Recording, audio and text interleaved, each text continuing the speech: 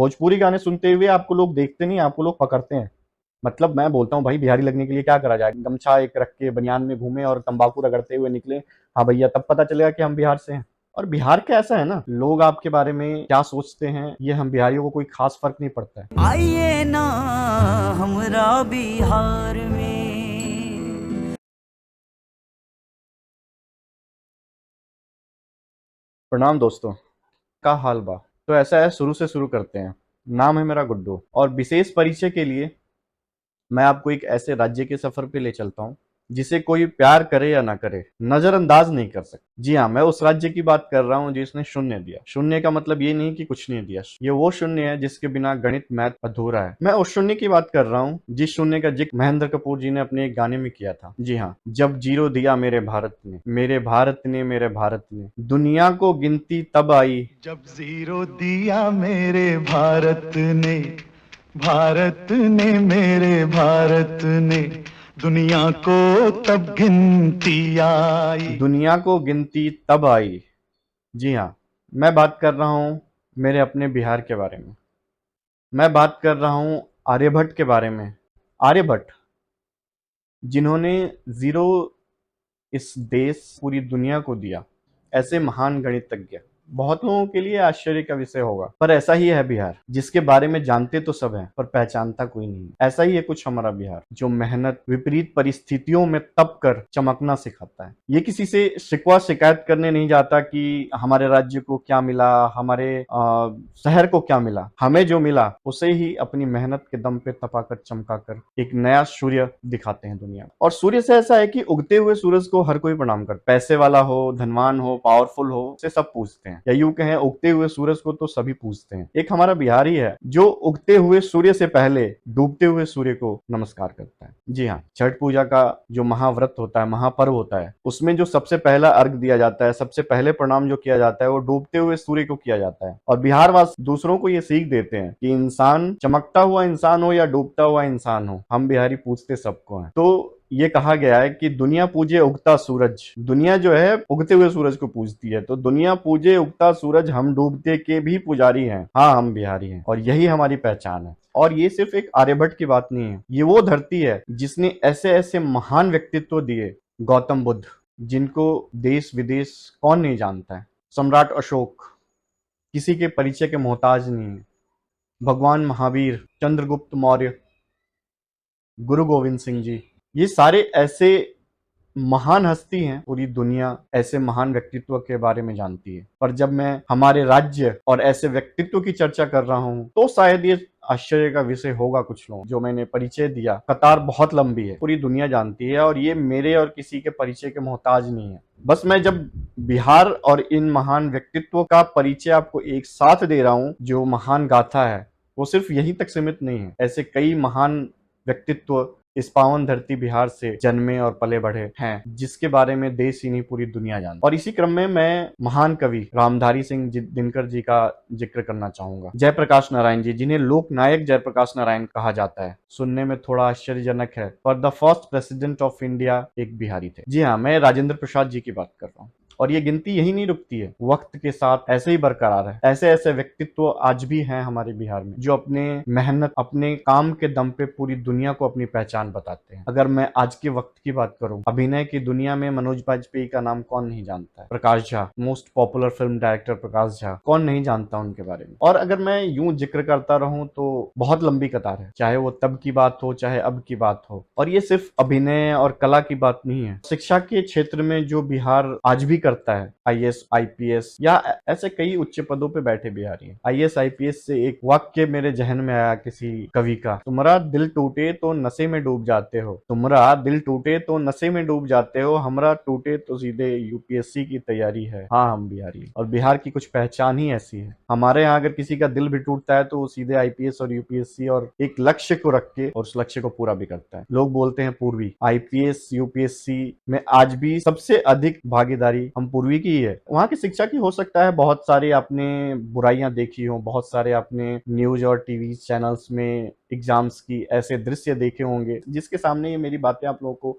हो सकता है मजाक लग रही हो, पर आज भी हम भी वो पूर्वी आईएएस आईपीएस की दौड़ में सबसे आगे हो। हर सर्विस में, फौज हो, नेवी हो या हर सर्विस के क्षेत्र में अपनी एक अहम भूमिका निभाते हैं, खुद के लिए भी और देश के लिए। खुद का नाम रोशन करते हैं, देश का नाम रोशन करते हैं। शिक्षा की दुनिया में आज भी खान सर जैसे लोग हैं, खान सर जैसे व्यक्तित्व हैं जो लाखों बच्चों के भविष्य का सृजन करते हैं। आनंद कुमार को कौन नहीं जानता, जिनके जीवन पे आधारित एक फिल्म भी किया था ऋतिक रोशन ने। आनंद कुमार सुपर 30 के संचालक हैं, जो बहुत से ऐसे इकोनॉमिकली, मेंटली या हर तरीके से सपोर्ट करते हैं ऐसे बच्चों का जिन बच्चों का शिक्षा ही एक मकसद है। बहुत कम ऐसे राज्य आपने सुने होंगे जहाँ के ऐसे टीचर्स होते हैं जिन्हें आज भी हम गुरु का दर्जा देते हैं। आपको हर राज्य में, हर जगह, हर शहर में टीचर मिल जाएंगे, पर आपको गुरु या यूं कहें गुरु की परिभाषा बिहार से बेहतर कहीं नहीं मिलेगी। और ये एक ऐसा राज्य है जो शिक्षा और संस्कृति आज भी नहीं भूला है। शिक्षा और संस्कृति का जो नाता है ना, वह बिहार का बहुत पुराना है।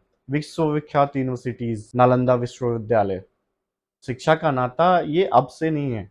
और ऐसी यूनिवर्सिटी शायद कम आपको देखने को मिलेंगी। ऐसी यूनिवर्सिटी, ऐसे विश्वविद्यालय जो बिहार का गौरव है, ऐसे यूनिवर्सिटीज लोग आज भी इनको एक ऐसी पहचान के साथ जानते हैं जो सिर्फ देश को ही नहीं, विदेशों से भी लोग पढ़ने आया करते थे। नालंदा यूनिवर्सिटी की ऐसी पहचान रही है, ऐसी गरिमा रही है। बिहार की गरिमा, बिहार की विश्वविख्यात प्रसिद्धियां अनगिनत है। इसकी व्याख्या अगर हम करें या यूं करते रहें तो वक्त का पता नहीं चलता। अभी हाल ही में एक 12 साल के बच्चे ने आईआईटी का एग्जाम क्लियर किया, खास करके एजुकेशन के मामले में, मेहनत के मामले में। यूं ही दशरथ मांझी को लोग माउंटेन मैन नहीं कहते, किसी सरकार और किसी मंत्रिमंडल के भरोसे नहीं, खुद के दम पे ऐसे पहाड़ को काट कर रास्ता बनाया था। ऐसे ऐसे इंसान हैं बिहार में। बिहार की पहचान और परिभाषा बहुत अलग है। और बिहार का ऐसा है ना, लोग आपके बारे में क्या सोचते हैं ये हम बिहारियों को कोई खास फर्क नहीं पड़ता है। और जिस लहजे से बिहारी बोला जाता है, इससे भी कोई खास फर्क नहीं पड़ता है। ये लहजा जो बिहारी बोलने का है वो क्यों है। जब भी कोई ऐसी इडियोटिक हरकत कर देता है, जब भी लोग यूं बोल देते बिहारियों वाली हरकतें मत किया, मतलब आपने कोई भी इडियोटिक हरकत की, it means you are Bihar. आप पंजाब से हो, गुजरात से हो, राजस्थान से हो, पूरब से हो, पश्चिम से हो, उत्तर से हो, दक्षिण से हो, कोई मतलब नहीं है। आपने कोई इडियोटिक्स काम किया, it means you are Bihari. तो इस हिसाब से मेरा नजरिया है सब बिहारी है, क्योंकि सभी अपने अपने लाइफ में इडियोटिक्स हरकत करते हैं। बिहारी एक ऐसा शब्द है, चाहे वो इडियोटिक्स हरकत के नाम पे ही, बस सबको जोड़ के रखता है। आप चाहे पंजाब से हो, गुजरात से हो, राजस्थान से हो, बंगाल से हो, नेपाल से हो, इडियोटिक्स हरकत आपने की, it means you are a Bihari. तो क्यों इस बिहारी शब्द से हमें बुरा लगे। इडियोटिक हरकत सारे करते हैं, इसका किसी राज्य, किसी स्थान, किसी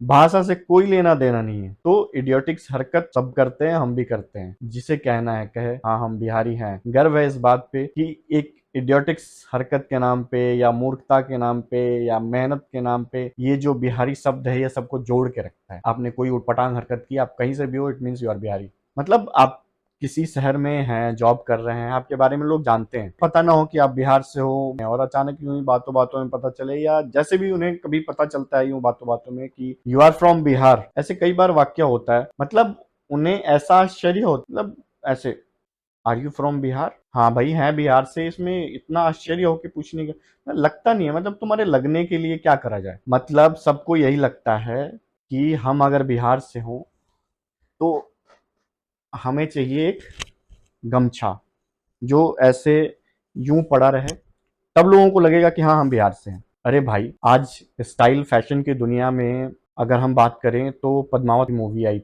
बेस्ट कॉस्ट्यूम डिजाइन का इस मूवी के लिए नॉमिनेट भी हुआ था कि वो कॉस्ट्यूम डिजाइनर बिहार से। मतलब इतने बड़े बड़े मूवीज में, इतने बड़े बड़े पब्लिक प्लेटफॉर्म में बिहार के फैशन को, बिहार के कॉस्ट्यूम को दुनिया सलाम करती है। और आज भी हमें लोग गमछे, लुंगी और बनियान में देखना चाहते हैं। मतलब मैं बोलता हूँ भाई, बिहारी लगने के लिए क्या करा जाए। गमछा एक रख के बनियान में घूमे और तंबाकू रगड़ते हुए निकले, हाँ भैया, तब पता चलेगा कि हम बिहार से हैं। गमछा हमारा पहचान जरूर है। वो बात अलग है कि हम कभी कभी 3 पीस सूट भी पहन ले, ऊपर से गमछा ऐसे रख लेते हैं। मतलब तन ढकने से लेके बिछाने, ओढ़ने, गर्मी हो तो पसीना पोंछने, हवा करने, सबके काम आता है ये। धूप हो रही हो तो यूं करके सर पे भी अच्छे से बंधा नहीं है, आदत छूट गई है। तो ये ऑल इन वन क्लॉथ है। तो कुल मिला के हमारी पहचान सिर्फ गमछे तक नहीं है। पहनावे के मामले में, फैशन के मामले में और भी आगे की दुनिया हमें पता है। और ये तो सिर्फ पहनावे की बात हो गई। दूसरी चीज पहनावे के बाद खाने पे आती है। उन्हें क्या लगता है कि जब भी हम खाना खाते हो, लंच हो, डिनर हो, ब्रेकफास्ट हो, ब्रंच हो, सब लिट्टी चोखा ही खा रहे हो। और पीने के नाम पे जूस और कोल्ड ड्रिंक्स का तो हमें पता नहीं है, सत्तू घोलते हैं और वही पीते हैं। ऐसा नहीं होता है। मतलब या तो हम लिट्टी चोखा खा रहे हैं या तो हम सत्तू पी के अपनी ज़िंदगी का गुज़ारा कर रहे हैं। मतलब लोगों को ऐसा लगता है कि हमें लिट्टी चोखा के अलावा किसी खाने के डिश के बारे में सुना ही नहीं, पता ही नहीं है। बटर चिकन क्या होता है हमें नहीं मालूम है, मोमोज़ क्या होते हैं ये नहीं, हमें पंजाबी खाने के बारे में नहीं पता, हमें साउथ इंडियन खाने के बारे में कुछ नहीं पता, इटालियन खाने के बारे में कुछ नहीं पता, चाइनीज़ खाने के बारे में कुछ नहीं पता। हमें कभी ये खाना देखा ही नहीं। चिल्ली पनीर क्या होता है, मोमोज़ क्या होते हैं, नूडल्स क्या होता है, ऐसा नहीं है भैया। लिट्टी चोखा बहुत ही शौक और मज़े लेके खाते हैं, लेकिन इसके साथ-साथ हर खाने का स्वाद बनाना और खाना दोनों जानते हैं। हाँ, हम थोड़े डिफरेंट होते हैं। यहाँ शहरों में लोग गर्लफ्रेंड के साथ सीसी-डी जाते हैं, हमारे यहाँ मंदिरों में लोग पूजा अर्चना करने जाते हैं और वहीं पे भगवान के साथ-साथ महिला मित्र के भी दर्शन करते हैं। हमारे यहाँ का ऐसा है कि पूजा हो, कहीं यज्ञ हो रहा हो, सभी मतलब दोस्त-वोस्त जा रहे होते हैं और सब एक-दूसरे की भाभियों की पहचान करा रहे होते हैं कि ये तेरी भाभी है, वो मेरी भाभी है। आशिकी हमारे यहाँ भी होती है। वो बात अलग है कि शुद्ध देसी रोमांस वाला हिसाब-किताब होता है। तो बहुत सारी चीज़ें हैं जो बिहार और बिहारियों के बारे में लोग नहीं जानते हैं। शिक्षा और संस्कृति और आस्था बिहार की पहचान है। अब लोग इससे हमें किस हिसाब से जज करते हैं उससे हमें कोई फ़र्क नहीं पड़ता है। हम ज़िंदगी अपने हिसाब से जीते हैं। तो पहनना, खाना है, उसके बाद आता है गाने का नंबर। गाने का ऐसा साला भोजपुरी समझ आए ना आए बट उन्हें भोजपुरी गाने सुनने हैं। और लोग ये एक्सपेक्ट भी कर रहे होते हैं कि हम भोजपुरी गाने ही सुन रहे हैं। मतलब ऐसा है कि आप बिहार से हैं इसका मतलब आप भोजपुरी गाने के अलावा किसी गाने के बारे में नहीं जानते हैं। खाने के बारे में तो आप नहीं जानते ही हैं, गाने के बारे में भी आप नहीं जानते हैं। आप या तो पवन सिंह का गाना सुन रहे होते हैं या तो निरहुआ का गाना सुन रहे होते हैं। और लगावे लो तो लिपस्टिक, चोलिया के हुक, लहंगा, पता नहीं क्या-क्या। मतलब जितना हमको अपने बिहार के गाने और भोजपुरी गानों के बारे में नहीं पता है, उससे ज़्यादा तो हमसे मिलने वाले लोग हमें बता देते हैं कि भैया ये नया गाना आया है। भोजपुरी गाने बहुत लोगों को पसंद है, हमें नहीं है, तो इसमें आश्चर्य क्या? और भोजपुरी गाना का ऐसा है ना, वीडियो देख रहे हो, भोजपुरी गाने सुन रहे हो, तो आपको सावधानी इतनी रखनी पड़ती है। मतलब ये कि देख, भोजपुरी गाने अगर तुम देख रहे हो तो तुम्हें देखते हुए जैसे आप हिंदी गाने देख रहे हो या पंजाबी गाने देख रहे हो या कोई और गाने देख रहे हो, सुन रहे हो, तो आस-पास आपके कोई आए जाए कोई फ़र्क नहीं पड़ता है, वो चल गाने सुन रहा है। भोजपुरी गाने सुनते हुए आपको लोग देखते नहीं, आपको लोग पकड़ते हैं। जैसे आप कोई उल्टी-सीधी फ़िल्म देखते हुए आपको लोग पकड़ते हैं, वैसे ही भोजपुरी गाने देखते हुए आप पकड़े जाते हैं। बोला इतनी मिठास होती है गाने। मैंने बोला ज़्यादा भोजपुरी गाने सुनेगा ना डायबिटीज़ हो जाएगा। बोला क्या बात कर रहे हो? मैंने बोला सही बोल रहा हूँ, और डायबिटीज़ हो ना हो साले शीघ्र पतन ज़रूर हो जाएगा तेरा भोजपुरी गाने सुन के। तो बोला यार क्या बात कर रहे हैं? मतलब सही बोल रहा हूँ। तो ऐसा ही है हमारा बिहार, जिसे आप जानते ज़्यादा और पहचानते कम है। आइए कभी बिहार, नज़र और नज़रिया दोनों बदलेगा। साथ में ये गमछा लेके ज़रूर जाइएगा बिहार से, मल्टीपर्पस यूज है। ये था हमारा एक छोटा सा परिचय। बाकी आपको मिलते रहेंगे हम। आदत डाल लीजिए। तब तक के लिए प्रणाम। जय हिंद, जय बिहार। ठोकने के ना नियम होते हैं।